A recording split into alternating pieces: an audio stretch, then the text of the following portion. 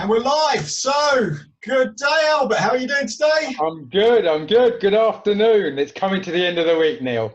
Ready for a weekend. Ready for a weekend. I know, isn't it? It's been, it's been an interesting week for me because I'm in quarantine at the moment, so not allowed to leave the house. But it's given me a chance to get on and do lots of stuff online with YouTube and so on. So, Just back, you got back Monday, right? Monday, Tuesday from your travels. yeah, earlier this week. Okay. So, but it's great. I had got 2 weeks now. I didn't expect to have, so I've got lots of stuff to focus on and get done, and so I'm quite excited about it. And one of the things that I want to spend time on is developing this YouTube channel and the podcast as well. Exactly. Yeah. So thanks to everyone for all the great feedback you've given us. We're into episode 13 now. It's great to be able to keep having these conversations and keep adding value to you as leaders or as aspiring leaders. So thank you for your comments, your feedback, and your subscriptions. We are moving over to a new YouTube channel soon, so you'll have to subscribe again, but more about that when it's up and running. Exactly. Anyway, today's conversation is really excited about today's conversation because if you want to be a really crap leader, we're going to tell you how. Okay, so today we're going to talk about our top 7 tips for being a really, really bad leader. And this came about because Albert and I had a conversation with my coach, the lovely Yana, who gave us some thoughts and ideas. And she said, what would be really interesting is to know what peeves you about leadership. Yeah. I thought, peeves is a very soft term. It's not a term you hear very often, actually, but it's a very soft term when it comes to what annoys you about bad leadership, because I feel a lot stronger than peeved about some of these things we're going to talk about today. Yeah. So great. If you want to keep watching, if you want to be a great leader, also keep watching if you want to know what to avoid, what pitfalls to avoid in being a leader. So I guess the challenging thing, Neil, is you and I are used to being positive. You and I are used to focusing on what you should do and how you make things better. Right, yeah. Trying to find the wrong things is quite tough, right? Well, once you get rolling, though. That's interesting. Yeah, so we've just taken 20 and got it down to 7, and some of those are kind of like compacted 3 things into one, but we've called it one thing. Yeah. But it's true. I mean, it's hard to be positive and think negatively, but we'll give it a go. So, top tip number 1, if you want to be a crap leader, is be invisible. Make sure your team don't see you, don't communicate with the team. They kind of wonder who you are, where you are, what you've been doing. So that would be number 1. Albert, comments on that? Yeah. So I'd add to that, stay in your office and focus your time on talking to your boss about you and the things that make you special and important. Right, not your team. Yeah. Right, but focus on that, and don't go out. Don't let people see you. And if you're going to the toilet and you pass anyone that works for you, ignore them. Yeah. Right. And the other thing is, so especially at the moment we're all working at home, make sure you don't set up regular calls with people to check in on how they're doing, or the usual kind of.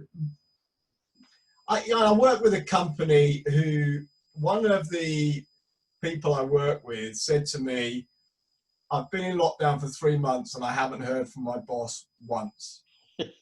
Now that's being invisible. So, and it doesn't mean, it's not about being needy either, but just show you care. Yeah. And you shouldn't have to think too hard about showing you care, because if you think too hard about showing you care, then you're doing it falsely rather than doing it. No, so be visible, be there. People need to see you. Yeah. Actually, in the press this week, we've had Boris Johnson being criticised for being away at a critical time, being invisible because he's away on holiday camping. And okay, he's on holiday, fine, but it's kind of important. People need to see their leaders when things aren't going right. Yeah. Anything else you want to add on that one? No, I think that's good. I think that's probably enough of what you need to do, guys, to be doing it really badly. Okay, so number 2 then, Albert. So I would say also, don't tell your team what the vision and mission is all about. Don't get your team on board about why you're there and why the business is trying to achieve what it's trying to achieve. Don't inspire them, right? Let them do their own thing, and don't communicate well on how well you're tracking to that, right? Yeah, Keep that to yourself. because if your team know that there's a common direction, the danger is they won't go off in all directions doing things that aren't relevant to the cause. Yeah, no, that's not what we're looking for here. We're looking for a disjointed team that doesn't buy into a common vision, a common goal, a common outcome. So I don't think there's too much more to say about that, Neil, unless you want to add anything to that. No, Communication and vision. I think yeah, that it's about communication again, as Albert said. Make sure you're not communicating where you want your team to be going. You know, make sure that they're kept in the dark a bit. You know, that they don't know if there's a company vision. If there is a company vision, because your boss might be a poor leader as well. But if there is a company vision, make sure your team don't know what it is. Yeah. Really important, because if they know what it is, they might know how their job is contributing to that. Yeah. And that might make them feel good, and poor leaders don't want that. We don't want to be doing any of that stuff. Well, have you got one, Neil? You got another one you'd like to put on the table? So number 3 is, for goodness sake, don't trust your team. It's really, really important that when you give them a task to do, you check up with them regularly, you interfere with them, you pop down, you tell them how to do it. You know, you tell them, this is, you know, I don't trust you doing this, so I'm going to tell you how to do it. So really important that you overmanage and interfere because you don't trust your team. Yeah, don't. I think you're absolutely right. Don't let them know the reasons that it needs to be done. Just inspect and check every single thing they're doing. Overmanage them as much as you can. Yeah. Lots of time. If you can demotivate them by fiddling with everything they're doing, that would be really useful to achieve the goal we've got here. Yeah, 100%. Yeah, because you know, someone who's really capable, really skilled, really qualified, really likes to be checked up on a regular basis, just to make sure that they're doing it in the right way. Yeah. You know, it's not demotivating at all. It's not demotivating to be checked up on. So it's okay to be asked questions about why you're doing it in a certain way. So no, that's number 3, isn't it? So 3. number 4. Number 4, let's try not to be consistent, right? Because if you're consistent, they're gonna be able to get their mind in gear. They're going to be able to stay on mission. Change your priorities constantly, right? So when they've put a lot of effort into creating an outcome for you that you've asked them to go and deal with, move off of that. Go for something else instead. Yeah. Right? But don't be consistent and don't stay focused on the same set of priorities so that people can buy into it and feel that they know what's happening on an ongoing basis. Actually, there's a company I work for where the boss he's a black belt in this, absolute black belt in this. Where and he's a good leader, and he's very enthusiastic about what he does. And this is a different company than the company I was talking about before anyone gets paranoid.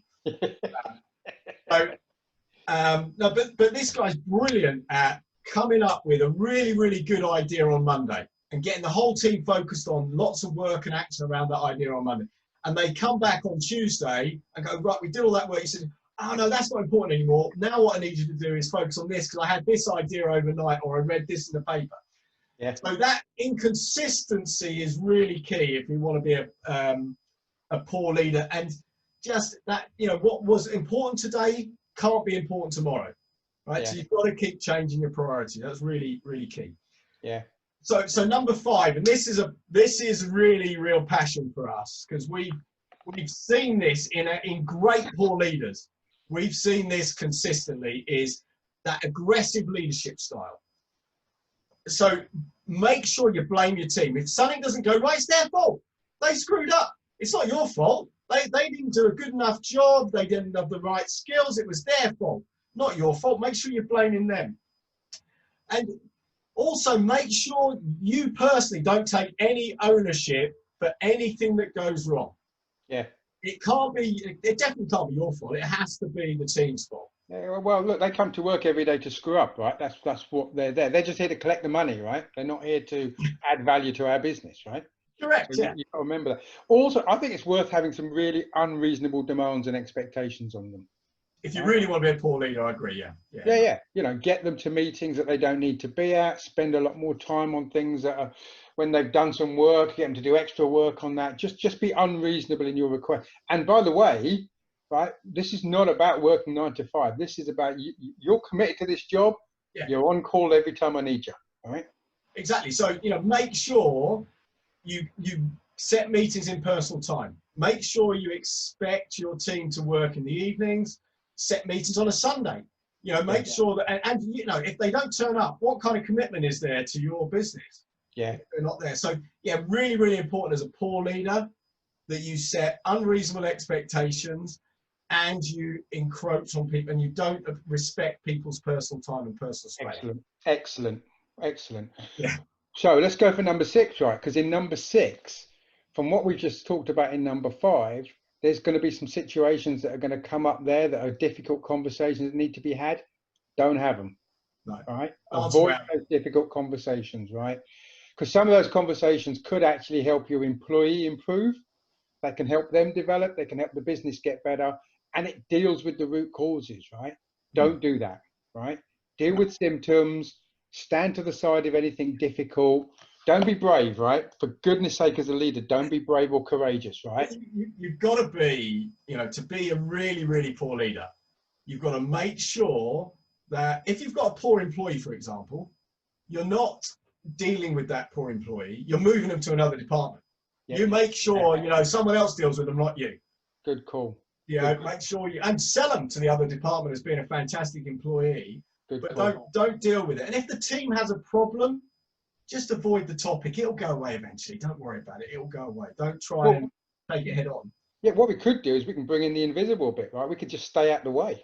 Stay out the way, yeah. When things are hard, stay out. When things are going well, obviously, make sure you're there. Well, I need to, because I've got to tell my boss. Don't forget, I'm telling my boss about how good I am, right? You've got to take the credit, right? You're right. So that's number 6, and really important to avoid difficult conversation. Number 7 is, really, really important. Make sure that you are not recognizing the team. You're not recognizing their performance. You're not recognizing them on an individual basis. So just make sure you're not recognizing your team. Yeah. And look, if you've got a big team, also don't appreciate that all different people need recognition in different ways. Right? Yeah. Right. So you just, one size fits all, right? The fact that somebody might have a family or somebody doesn't have a family, the fact that someone has certain skills or doesn't have certain skills, don't differentiate in any of that, right? It's one size fits all. If I've got any recognition, take what I've got, end of, right? Yeah. I think that's really important, because there might be people, but they're not really people. They're just numbers, right? So just treat them all exactly the same. No, actually, that's not true, because poor leaders have favourites. They'll have their favourites that they like going down the pub with, that they play golf with. So they'll make sure they're getting the pay rises, the promotions. So poor leaders are really good at favouritism. So make sure you have your favourites, you look after them. They're the people you're going out for. The people who have families who can't come for a beer with you in the evening, they're obviously not your favourites, because they don't spend time with you. Well, they're not the in group, right? They're not the inner circle, right? And it's really important as a leader you create that inner circle and that elitism. Yeah. Within your team. So that's really important. See if you can create an environment of not inclusiveness, but exclusiveness. That would be really good, actually, if there's something you can do there. Okay, that would be really useful. I'll tell you what, man, I think we've got some great clues here, right? Yeah, we have. You do this stuff, you are there. Yeah, exactly. So, the leadership detectives strike again and are uncovering the real secrets of being, and dissecting the real secrets of being a poor leader. Yeah. So I'm hoping those 7 tips have been really helpful for you. If you want to be a poor leader, if you want to excel at being a poor leader, maybe watch this a couple of times just so you've got it and you've written it down, all the key points. But I wish you all the best, and I personally wish you all the best. I'm sure Albert wished you all the best in your task of being a poor leader. Yeah. I tell you what I would say though, guys, is maybe Neil and I haven't hit them all, right? So if you think you've got some tips on how to be a really poor leader, either that you're trying to exercise yourself or you've seen other people exercise, drop them in the comments, right? Tell us where you've seen some really poor leadership and how that can really help take you to the top of the stack of being the worst leader possible. Any great examples of poor leadership, gladly accepted. No names, please. We don't want to have any online fights, but you know, it'll be obvious who they are, and you know who they are. Yeah. Anyway, in all seriousness, we hope this has been useful to you. Thank you for signing up again. It was fun to do. Albert, any final comments? No, guys, thank you very much for this. I hope it's been useful. I hope it's added some value for us. Please do subscribe if you're not already subscribed on our channel. As Neil said, watch out for what's coming down the line. So the leadership detectives are continue dissecting what makes good leadership. But today we chose to look at what makes bad leadership. Thank you very much for your time. Thanks, everyone. Good to see you, Albert. Take care. All the best, guys. Speak again.